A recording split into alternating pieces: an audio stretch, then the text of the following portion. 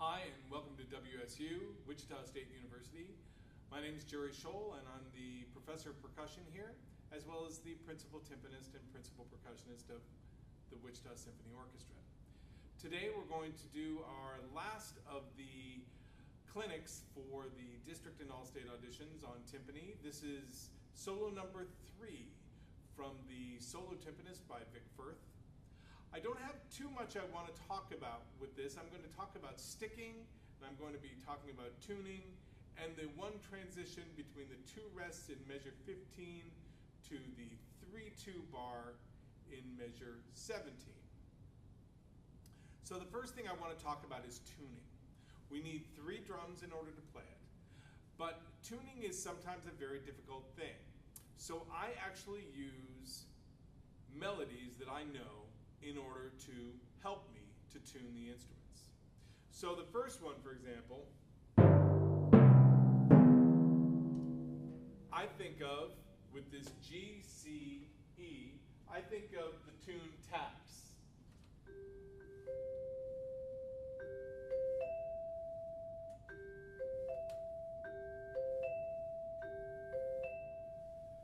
So that gets me to where I need to be.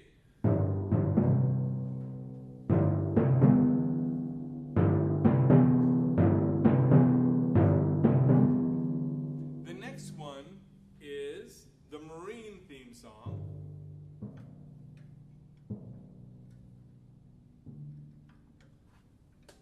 So we have this, which is GBD.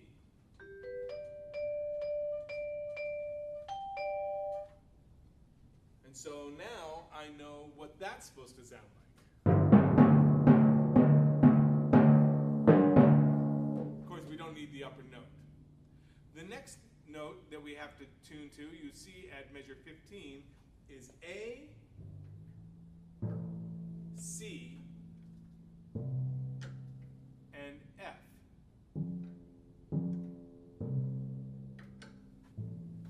And if I play it on the vibraphone,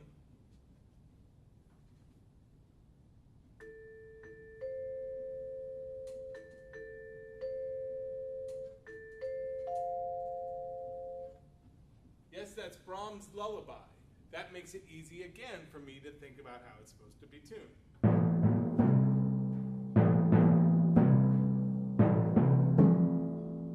And then after that, at measure 23, it's the same tune, just starting on G.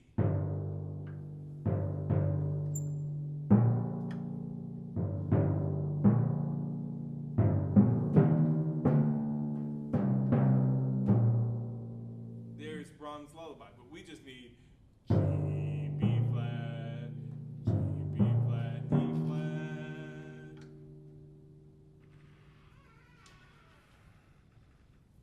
So, from here, I want to talk about a few stickings. First of all, when we play the beginning, we really want this to be a very beautiful sound. So we're using kind of a light touch when we play. And like the last solo, I am using the Gen 7s, the Tim Genus Articulate Mallets by Firth.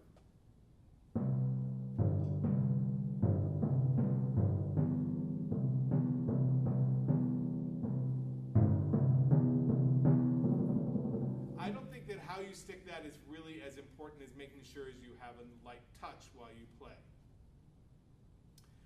The next thing I want to talk about, though, is how to stick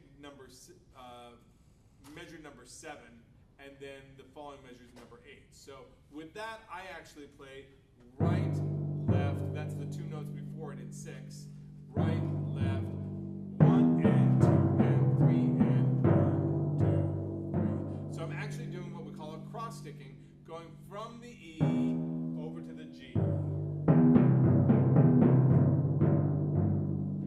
And then I tune my timpani.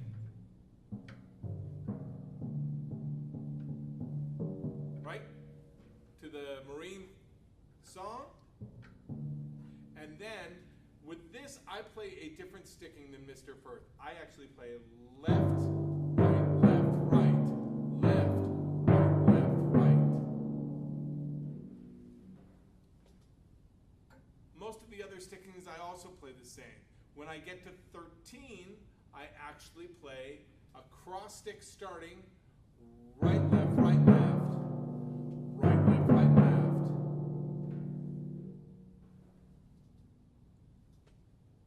Most of the other stickings are pretty close to the original. I'm going to do one more change, which is in measure 30.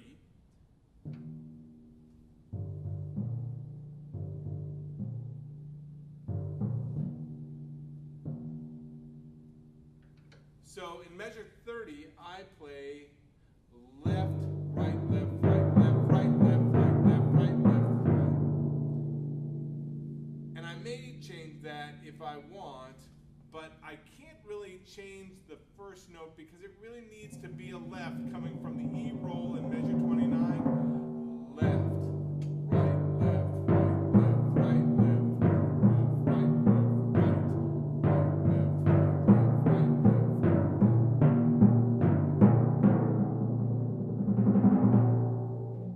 And after that, I play straight, the triplets.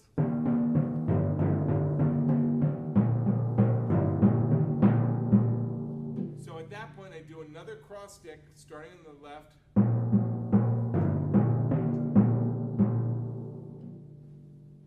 The last one, again, in Mr. Firth's writing, he starts number 39, measure 39 with a left. I actually start it again, since I've been doing this cross, I'm already used to it, with the right hand. So right, left, right, left, right, left, right, left. 1 E and a 2 E and a 3. So those are the different changes I have for the cross sticking. Now getting back to, say, measure 14 through 17. I'd like to talk about that.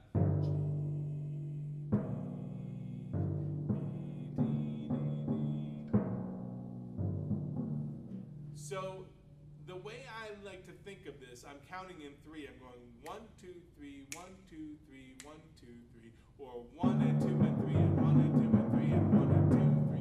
1, 2, 3, 2, 2, 3, 2, 3, 1, 2, 3, and 1.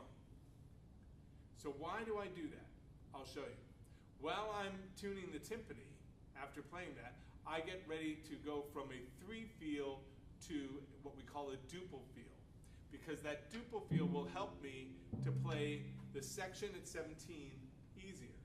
So if I'm going 1 and 2 and 3 and 1 and 2 and 3 and 1 and 2, 1, 2, 3, 2, 2, 3, 3, 2, 3, 1, 2 and 3 and 1 and a 2 and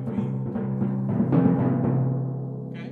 So that makes it a lot easier than still thinking about it in 3. 1, 2, 3. 1 and a 2 and 3 and 4 and 3 and a 6 and 1, 2, 3, 4, 5, 6. Now, once I get to the next measure after that, which is measure 19, we have 1 and 2 and 3 and then we have these quarter note triplets. Boy, this looks kind of confusing. But actually, it's really the same thing as what we played before. Instead of writing them in eighth notes like he does in measure 1, 2, and 3, he's now writing them in quarters, but it still all equals the same thing.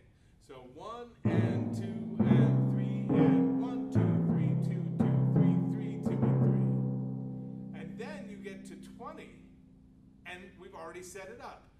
3, 2, and 3, 1 and 2, 3, 1, 2, 3, 1 and 2, 3, 1, 2, and 3, 1, 2, and 3, 1, 2, 3. And that's how you figure this out.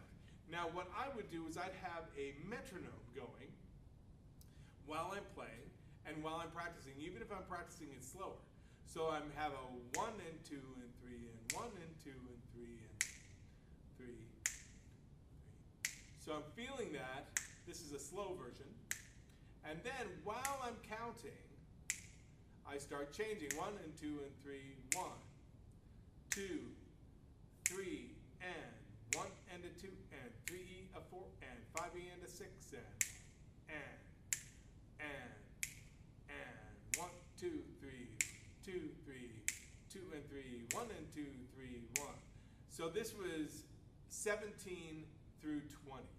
That really is the most difficult in the brain of making sure that you really are solid on that.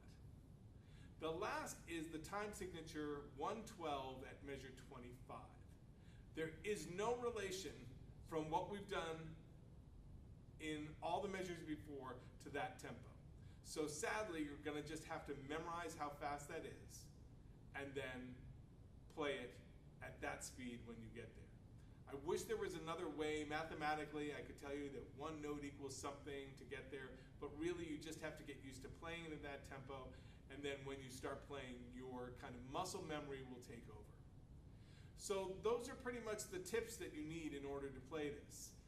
You have to have a lot of practicing going on while tuning, because, for example, the very first tuning, when you go to the Marine song, you are at G, C, and E, and you have to not change your G, but change your C to a B and your E to a D. Well, you have to have that ba-ba-bum-bum-bum-bum-ba-da-dum in your head so that you can really make sure you get those changes accurately, and you have to do them quite quickly in 3 pulses. So I wish you luck. It's a great piece. If you have any comments or questions, feel free to give me a call or email me at gerald.scholl@wichita.edu, or you can try my office line at 316-978-6155. Good luck, and I look forward to hearing about all your successes. From Wichita State, have a nice day.